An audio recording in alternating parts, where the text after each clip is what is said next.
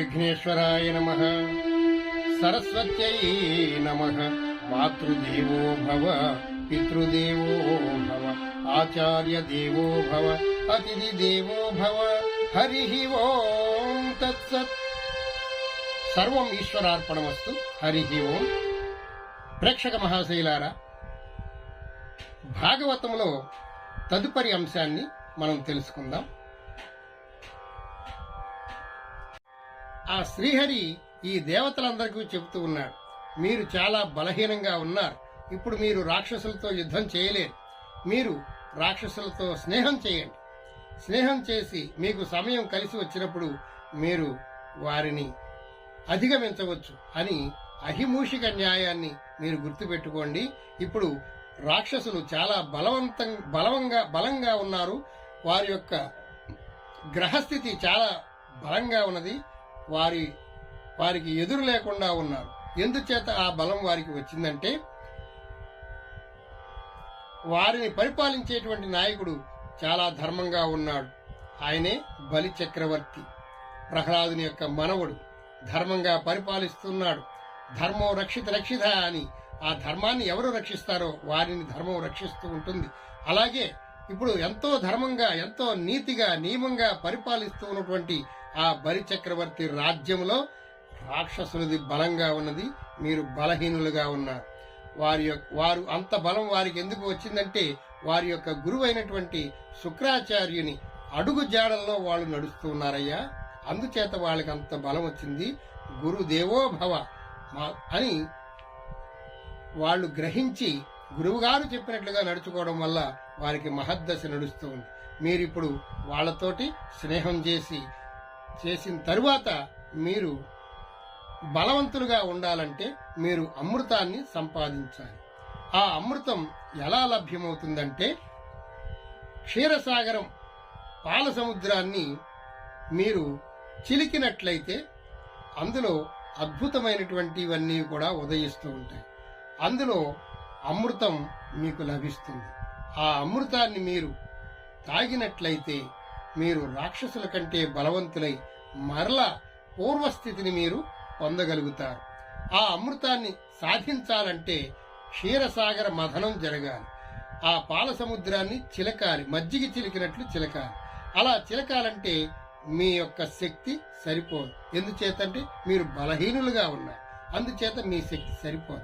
ఇప్పుడు రాక్షసుల యొక్క శక్తిని కూడా కూడబెట్టుకుని మీరు అందరూ కలిసి ఐకమత్యంగా ఉండి ఆ క్షీరసాగరాన్ని మధించినట్లయితే అందులో అద్భుతమైనటువంటి ఫలాలు వస్తాయి.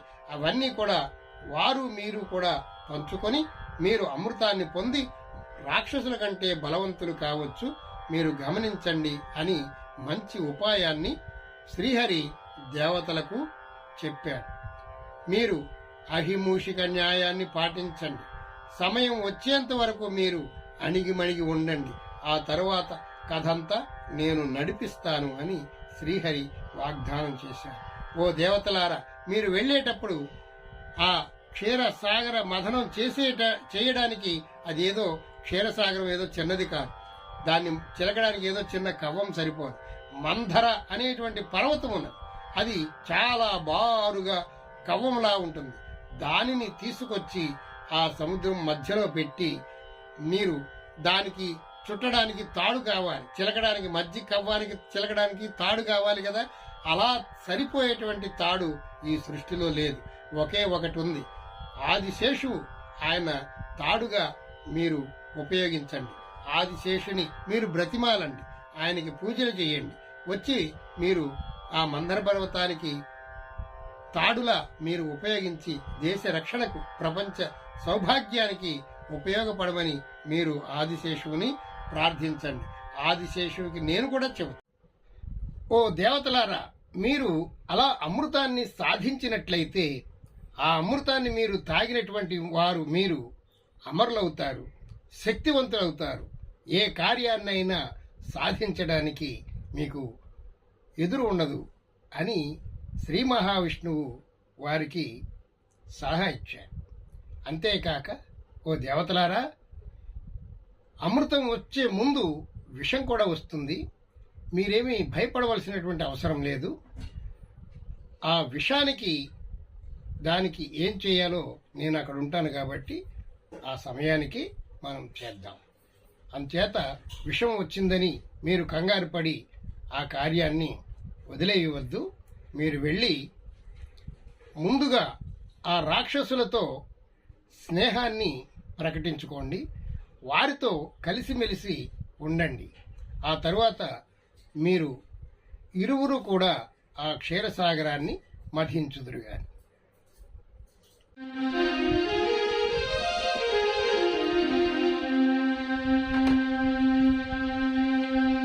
అమృతోత్పాదన యత్నము విమల మతించేయుట ఒప్పున్.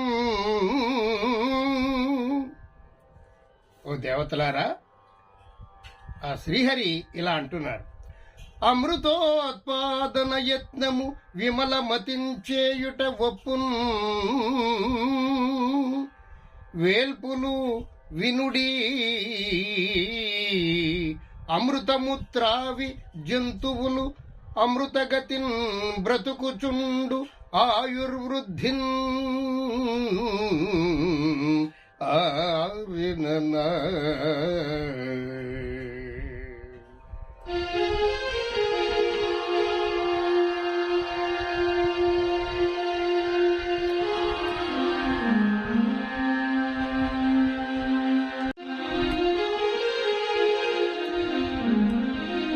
ఇంకా శ్రీహరి ఆ దేవతలతో ఇలా అంటున్నాడు, పాల మున్నీటి లోపల సర్వతృణములు ఔషధములు తెప్పించి చాలవేచి.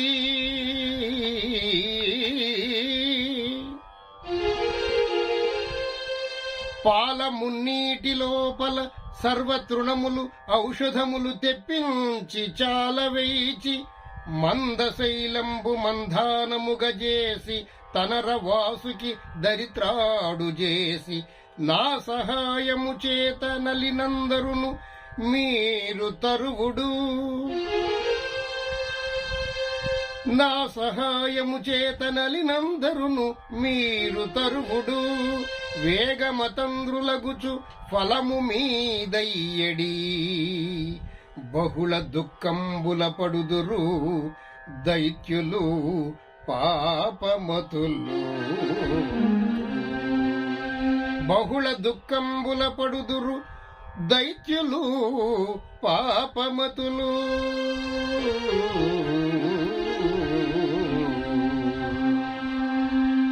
ఓ దేవతలారా, మీరు ఆ పాల సముద్రాన్ని చిలికే ముందు ఔషధాలు తెప్పించండి, తృణాలు వేయండి, పువ్వులు అవన్నీ వేసి ఆ పాల సముద్రానికి ముందుగా పూజ చేయండి. ఆ తరువాత మందర పర్వతాన్ని తీసుకొచ్చి దాని మధ్యలో పెట్టి వాసుకిని త్రాడుగా చేసి నా సహాయం చేత మీరు రాక్షసులు దేవతలు మీరందరూ కూడా ఆ పాల సముద్రాన్ని చిలకండయ్యా. అమృతం అనేటువంటిది వస్తుంది, అది మీదవుతుంది.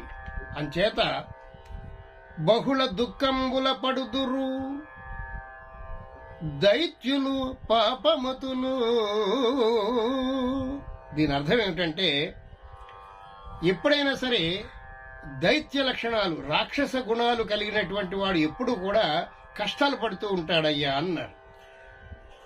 ఈ దైత్యులు అంటే రాక్షస కృత్యాలు చేసేటువంటి వాళ్ళు ఎప్పుడు కూడా కష్టాలు పడుతూ ఉంటారు.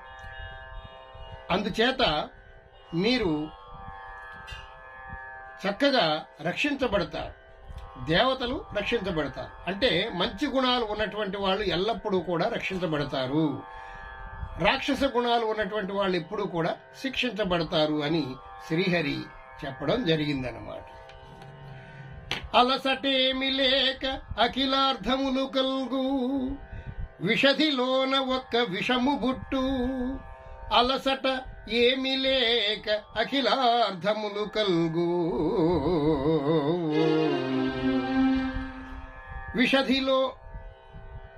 విషధిలోనొక్క విషము బుట్టు.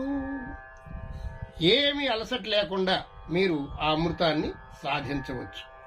మీకు ఆ రాక్షసులతో స్నేహం చేసి వాళ్ళు మీరు కలిసినట్టయితే అలసట లేకుండా మీరు అమృతాన్ని సాధించగలుగుతారు.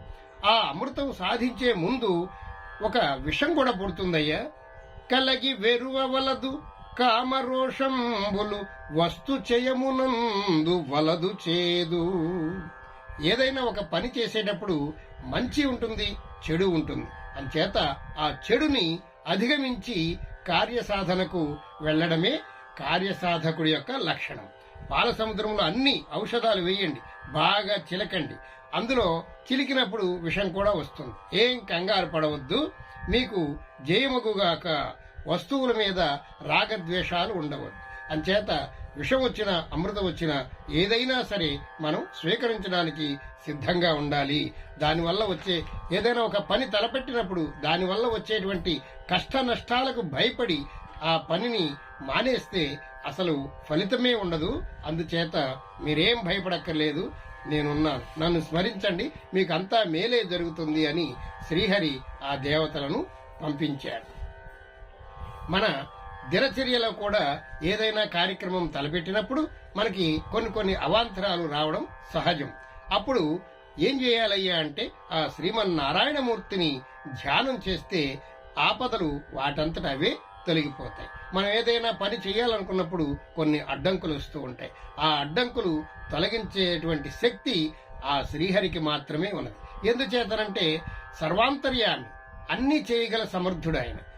కొన్ని చేయగల సమర్థులమే మనం, మిగతావన్నీ ఆయన కృపతో మనకు లభిస్తూ ఉంటాయి. కాబట్టి అందుచేత ఆయనని ఎల్లప్పుడూ విస్మరించకుండా స్మరించుతూ ఉండాలి అని దీని యొక్క భాగవతంలో అర్థం. ఇప్పుడు చూడండి, మనకి బాగా ఆకలేస్తుంది. ఆకలి వేసినప్పుడు అన్నం మనం తినగలుగుతాం. అన్నం తినగలిగేమే గాని దాన్ని జీర్ణం చేయగల శక్తి మనకు లేదు. అది భగవంతుడు జీర్ణ అవస్థలో ఉండి ఆయనను ఆ జీర్ణాశయంలో ఉండి ఆయన పచనం చేస్తూ ఉంటాడు.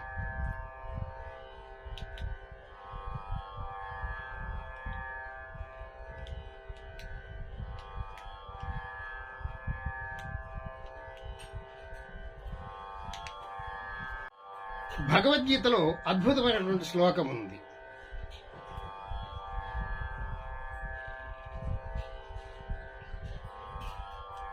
అహం వైశ్వానరో భూత్వా ప్రాణినాం దేహమాశ్రితః ప్రాణాపాన సమాయుక్తం పచామ్యన్నం చతుర్విధం. అహం వైశ్వానరో భూత్వా ప్రాణినాం దేహమాశ్రితః ప్రాణాపాన సమాయుక్తః పచామ్యన్నం చతుర్విధం.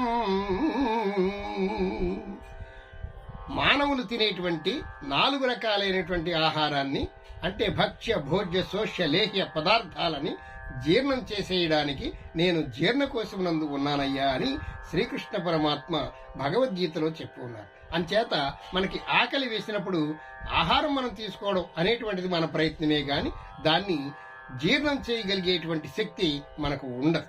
అది చేయవలసింది ఎవరు? భగవంతుడు. అందుచేత ముందు మనం ప్రయత్నం చేయాలి.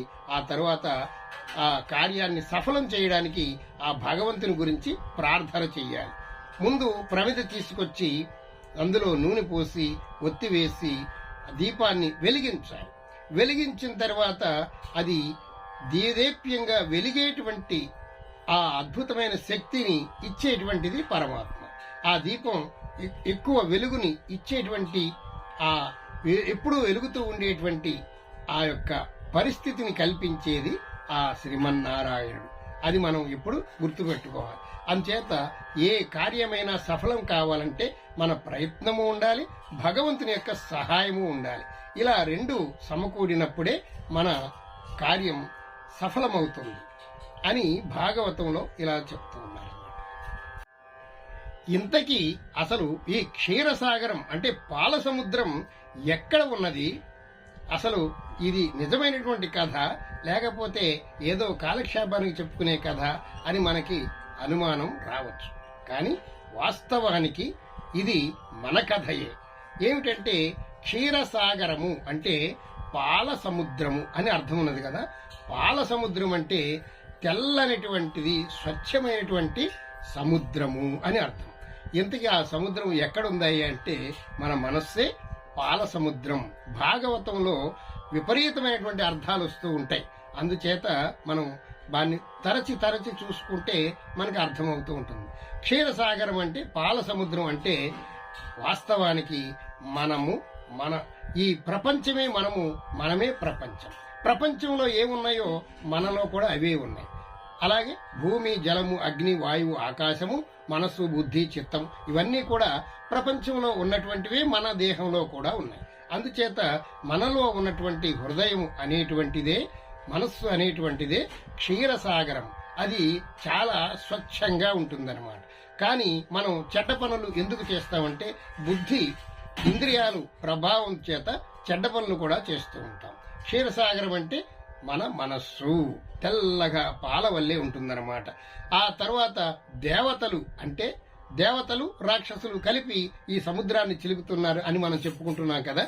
దేవతలు అంటే మనలో ఉన్నటువంటి మంచి గుణాలు. అలాగే రాక్షసులు అంటే మనలో ఉన్నటువంటి దుర్గుణాలు. మనలోనే మంచి గుణాలు ఉంటాయి, రాక్షస గుణాలు ఉంటాయి.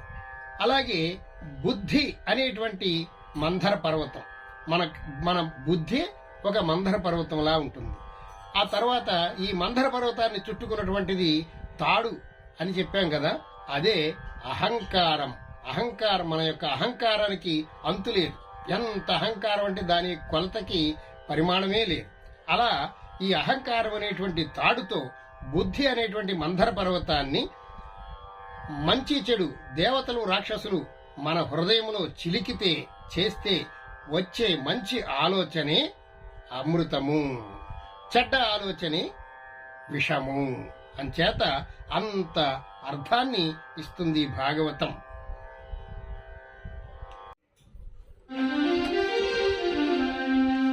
ఈ ఎపిసోడ్ ఇంతటితో ముగిస్తున్నాను. మరలా వచ్చే ఎపిసోడ్లో మరికొన్ని విషయాలు భాగవతం గురించి తెలుసుకుందాం. అంతవరకు సెలవు మరి. సర్వే జనా సుఖినో భవంతు, సమస్త సన్మంగళాని సంతు. హరి ఓం తత్సత్. ఓం శాంతి శాంతి శాంతి. జై శ్రీమన్నారాయణ.